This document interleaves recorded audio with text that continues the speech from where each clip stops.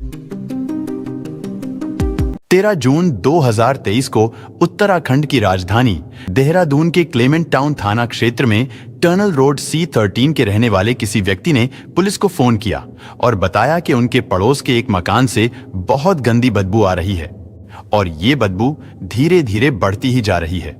उस व्यक्ति ने आगे बताया कि हमने उस घर पर जाकर देखा तो वहां पर बाहर से ताला लगा हुआ है और बदबू ऐसी खतरनाक है कि वहां पर खड़ा होना भी मुश्किल हो रहा है।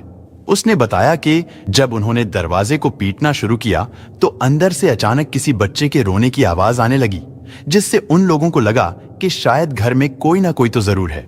इसलिए उन्होंने दरवाजे को फिर से खटखटाया, लेकिन इस बार भी अंदर से किसी ने कोई जवाब नहीं दिया।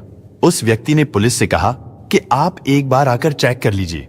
इस घटना के बारे में पता चलते ही देहरादून पुलिस तुरंत क्लेमेंट टाउन के उस घर पर पहुंची। उस समय वहां पर पड़ोस के कुछ लोग भी बाहर खड़े थे। जिस घर से बदबू आ रही थी उस घर के मकान मालिक सुहेल भी वहीं पर मौजूद थे।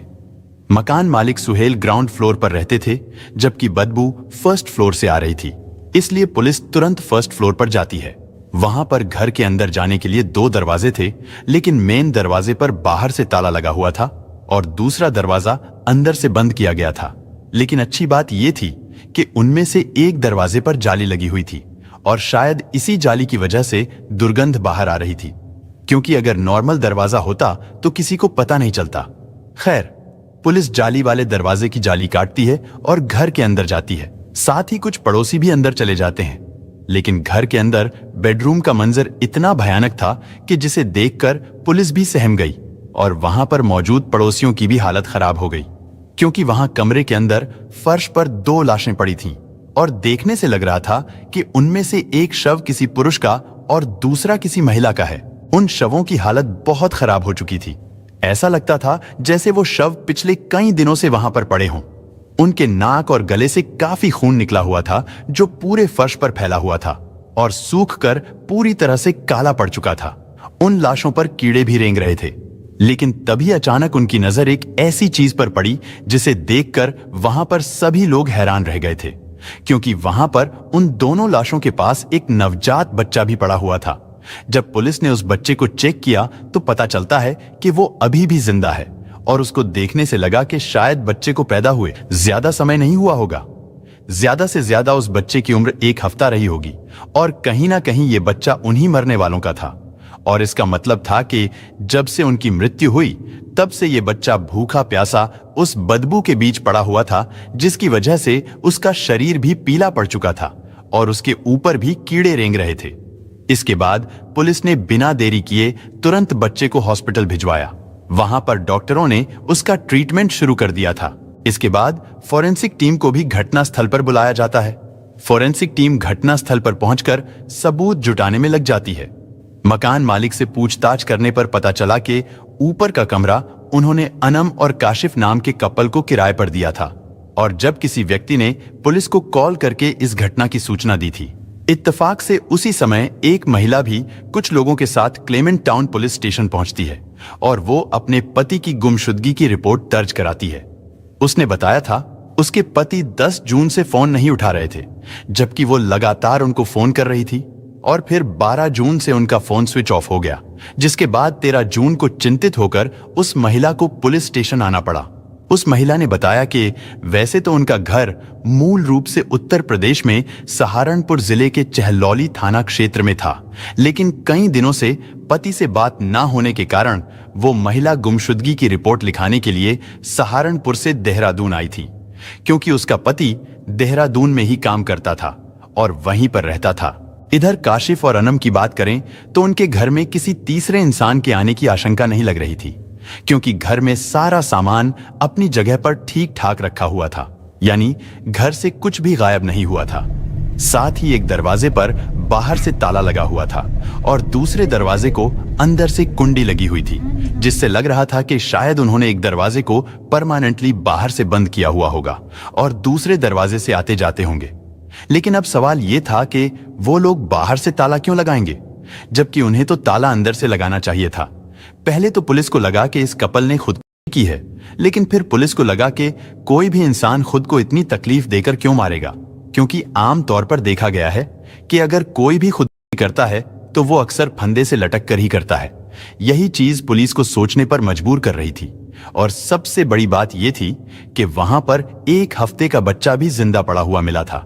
अगर उन्होंने खुदकुशी की थी तो फिर उन्होंने बच्चे को तड़पने के लिए क्यों छोड़ दिया था? और अगर यह कत्ल हुआ था तो फिर जरूर कोई ना कोई यहां पर आया था। लेकिन जब हत्या हुई थी तो जाहिर सी बात है उस समय मरने वालों ने विरोध भी किया होगा, चीखा चिल्लाया भी होगा। तो फिर किसी पड़ोसी ने उनके चीखने चिल्लाने की आवाज क्यों नहीं सुनी थी? और ना किसी ने वहां पर किसी को आते जाते देखा था। पुलिस के मन में ऐसे ही बहुत सारे सवाल उठ रहे थे।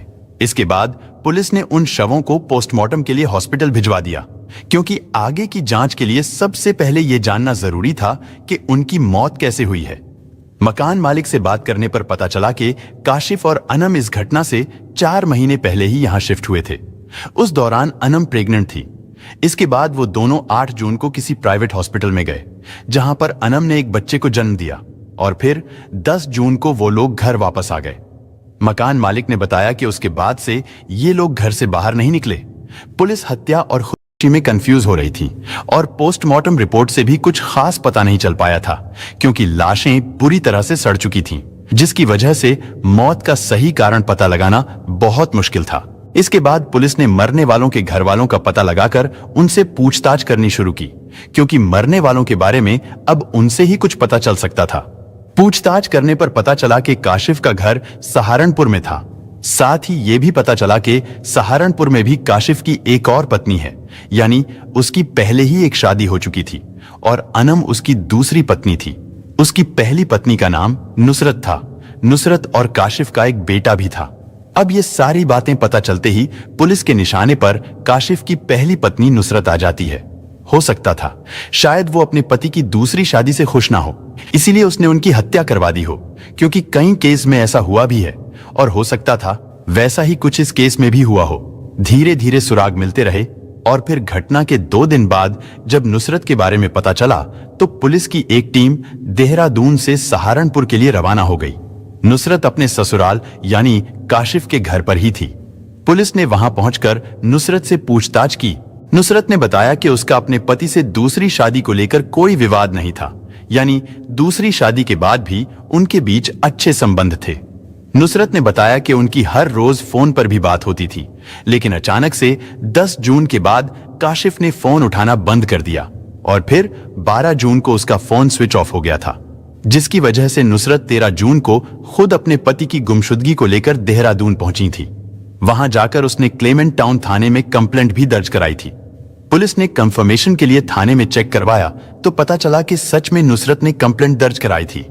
इसके बाद पुलिस ने नुसरत का फोन भी चेक किया, उसकी कॉल डिटेल्स भी देखी गई। गहरी छानबीन करने पर पता चला कि नुसरत के सारे बयान सही हैं, यानी पहले भी उसकी अपने पति से हर रोज बात होती थी और उसने अपने पति को फोन ना उठाने की वजह से कई बार उसे कॉल भी किया था। काशिफ के पिता मोहसिन का भी यही कहना था कि उनकी बहू अपने पति के साथ ऐसा नहीं कर सकती, क्योंकि उन दोनों का तो एक बेटा भी है। पति के कत्ल के बाद अब उनका क्या होगा, क्योंकि उनके लिए वही कमाने वाला था। काशिफ जेसीबी और क्रेन ऑपरेटर था, वो देहरादून में काम करता था।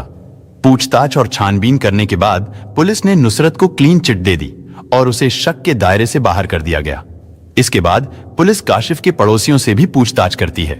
पुलिस अब ये जानने की कोशिश करती है कि आखिर काशिफ की जिंदगी में कौन कौन सी प्रॉब्लम्स थी, या फिर किसी से उसकी कोई दुश्मनी तो नहीं थी।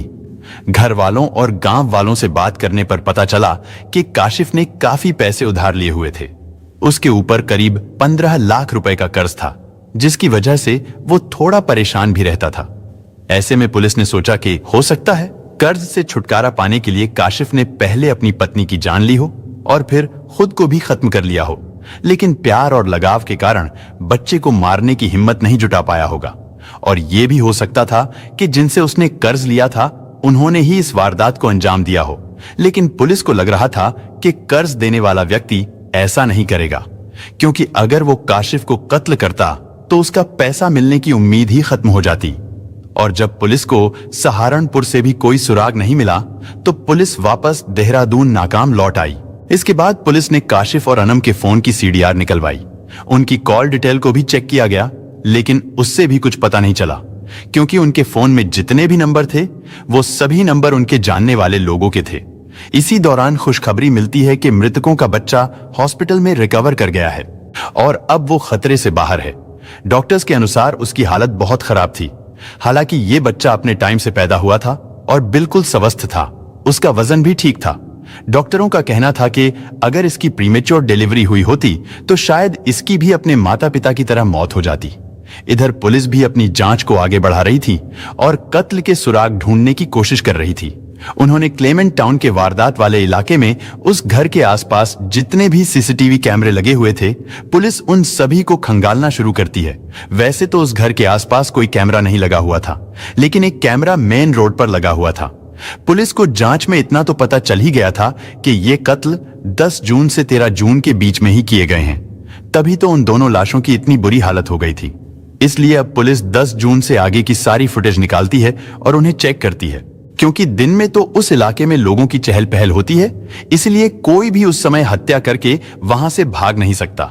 लेकिन 10 जून की रात में भी पुलिस को कोई सस्पेक्ट नजर नहीं आया था। इसके बाद पुलिस ने 11 जून के फुटेज देखे, लेकिन 11 तारीख को भी कोई नहीं दिखाई दिया और अब पुलिस निराश हो चुकी थी। लेकिन फिर भी पुलिस को 10 जून से लेकर 13 जून तक के सभी फुटेज देखने थे और फिर देखते ही देखते 13 जून की सुबह में एक हुंडई कार कैमरे में आती हुई दिखाई देती है। वो कार पहले तो काशिफ और अनम के घर की ओर आती हुई दिखी और फिर कुछ ही देर के बाद वापस भी चली गई। पुलिस ने क्लेमेंट टाउन के आसपास के लोगों से बात की और उनसे पूछा कि क्या 13 जून की सुबह में आपका कोई जानने वाला आया था जिसके पास हुंडई कार थी?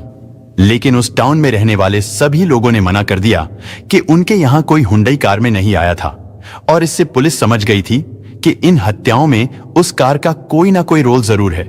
इसलिए पुलिस वाले इस गाड़ी को एक बार फिर ध्यान से देखते हैं तो कैमरे में उस कार का नंबर भी साफ दिखाई दे रहा था।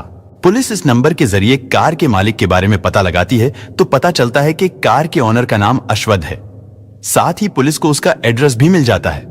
काशिफ के घर वालों ने बताया कि अश्वद तो काशिफ का दोस्त है।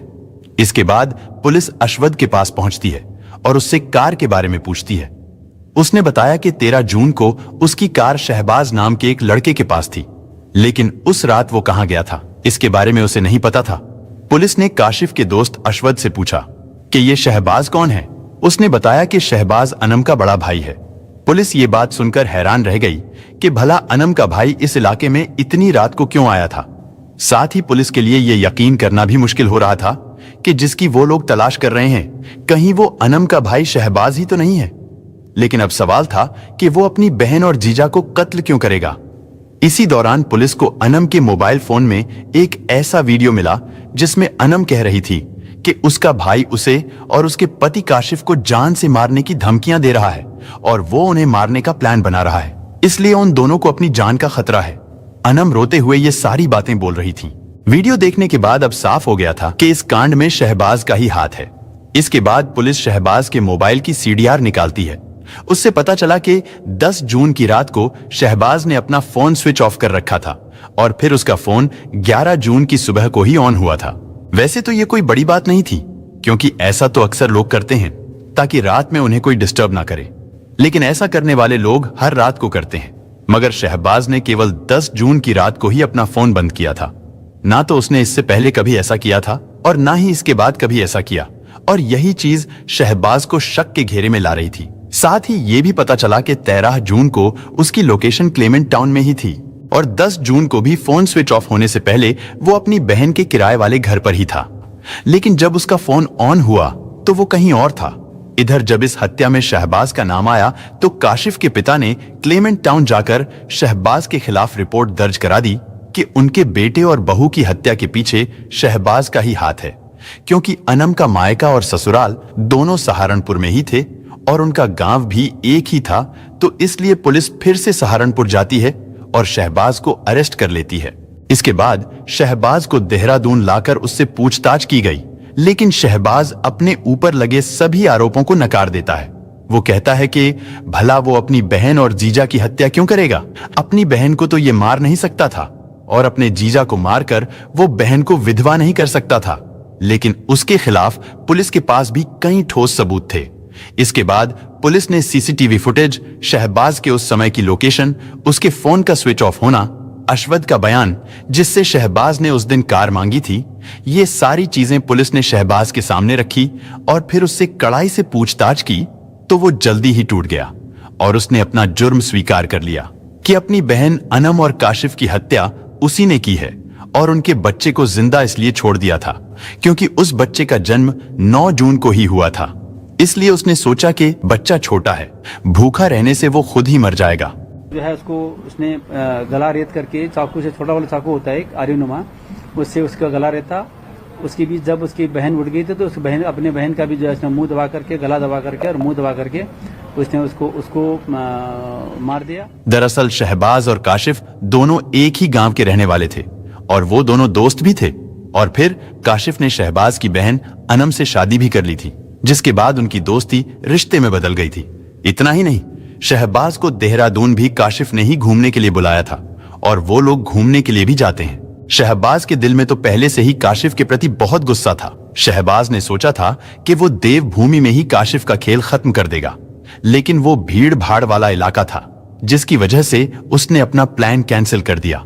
घूमने फिरने के बाद वो दोनों वापस क्लेमेंट टाउन में अपने घर चले आते हैं। इसके बाद 10 जून तक शहबाज अपने जीजा काशिफ और अपनी बहन के साथ उनके किराए के घर में ही रहता है। 10 जून की रात को जब सभी लोग डिनर करके अपने अपने रूम में सोने के लिए चले गए तो देर रात को शहबाज उठता है। वो किचन में जाता है और वहां से चाकू लेकर आता है क्योंकि 9 जून को अनम ने एक बच्चे को जन्म दिया था। इसलिए दोनों पति पत्नी उस दिन हॉस्पिटल में थे तो काफी थके हुए थे, जिसकी वजह से 10 जून की रात को वो लोग गहरी नींद में सो गए थे।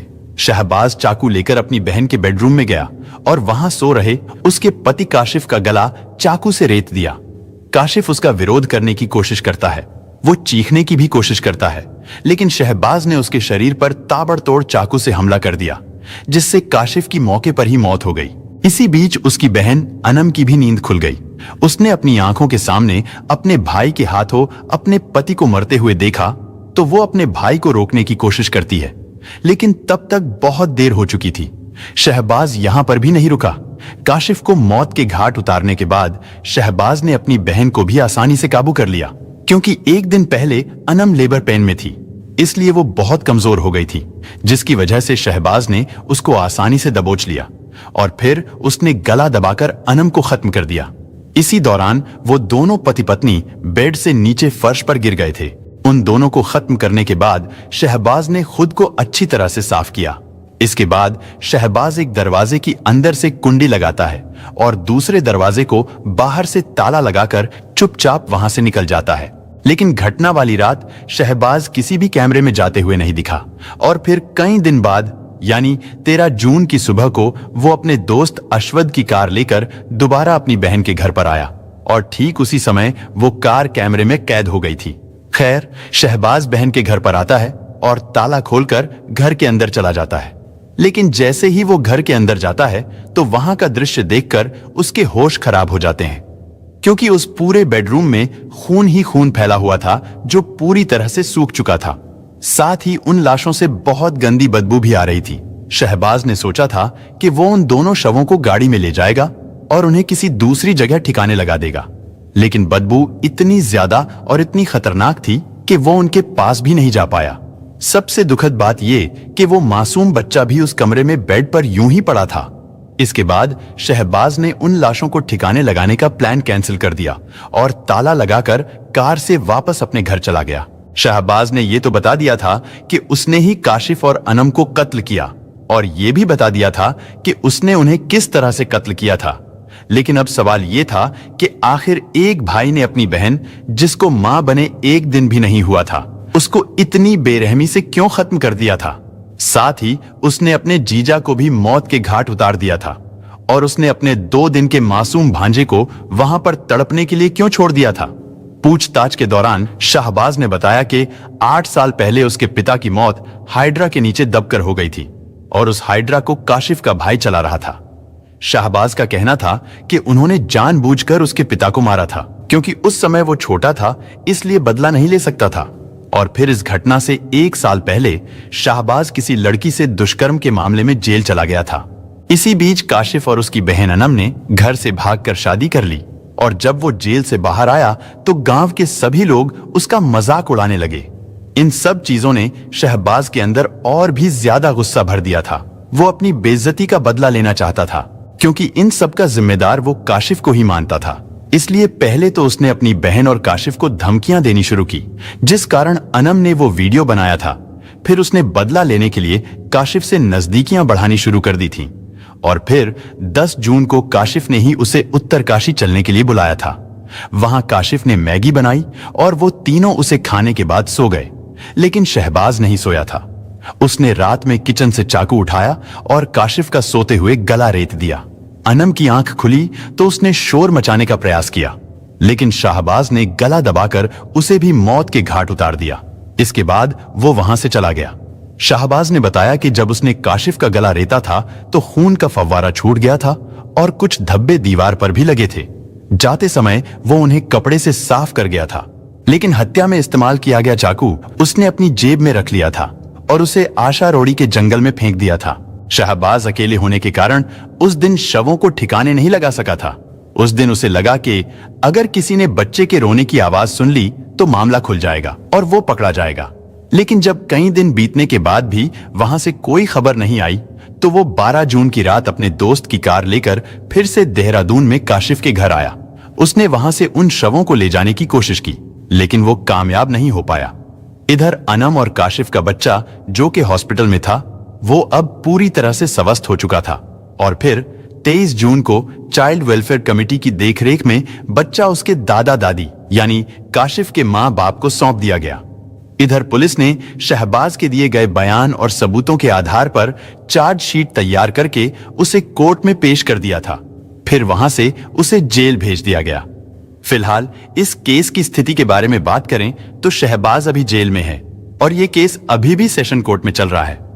दोस्तों, इस घटना को सुनाने का उद्देश्य किसी का दिल दुखाना नहीं है, किसी को परेशान करना नहीं, बल्कि आपको जागरूक करना है, आपको सचेत करना है। दोस्तों, इस पूरी घटना के बारे में आपकी क्या राय है, कमेंट बॉक्स में जरूर बताएं। और अगर हमारी मेहनत पसंद आई हो तो इस वीडियो को लाइक करते हुए शेयर भी करें। अगर आपने अब तक चैनल को सब्सक्राइब नहीं किया है तो हमारे चैनल को सब्सक्राइब कर लीजिए। धन्यवाद।